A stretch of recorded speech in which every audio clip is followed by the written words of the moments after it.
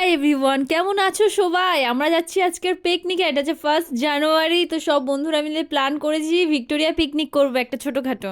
জ্যাকেটটা হচ্ছে বোনের, কিন্তু ও যেটা করেছে পুরো আমার।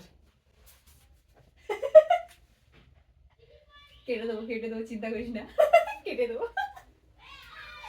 আমি সেটা ভয় পাই না। ভীষণ এক্সাইটেড ছিলাম আমরা এই পিকনিকটা নিয়ে, কারণ সবাই মিলে আজকের এক জায়গায় হবো। তো ভীষণ এক্সাইটেড ছিলাম। তো আমরা নিউ গড়িয়া থেকে মেট্রো ধরে ময়দানে নেমে গেছি, আর গিয়ে একটা মজার ঘটনা ঘটে গেছে আমাদের সাথে। আই লাভ না না, তোমাকে দিলাম গিফট করলাম, ধরো। আমি এতটা বড় লোক নই। নাও নাও না না না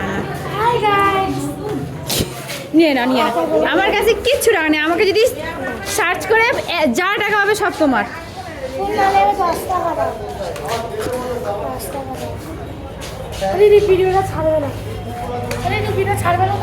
ভিক্টোরিয়া লাইন সেই ওই মাথা থেকে আর ওই জই লাইন।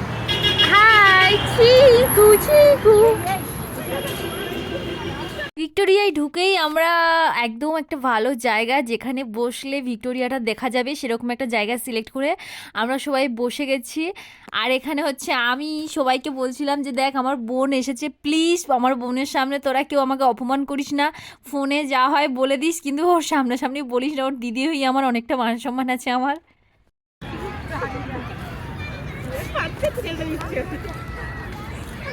শোন, সবাইকে অফিসিয়ালি অ্যানাউন্স করছি, এটা হচ্ছে আমার বোন। এর সামনে কেউ আমাকে অপমান করবে না, তারপরে ফোন করে যা পারিস বলে ওটা মান সম্মান আছে, দিদি হই। ওরা আমি অপমান করবে না, তোর বোনই করে দেবে। আমি জানি না। ওয়াও, আমাদের সুইট ম্যান। তো আমরা ভেবে রেখেছিলাম যে সবাই মিলে আমরা একটা রিল বানাবো, যেখানে আমরা এই বেডশিটটাকে সবাই মিলে ধরে এমন করে বিছিয়ে দিচ্ছি। তো যাই হোক, সেটাই আমরা রিক্রিয়েট করছিলাম।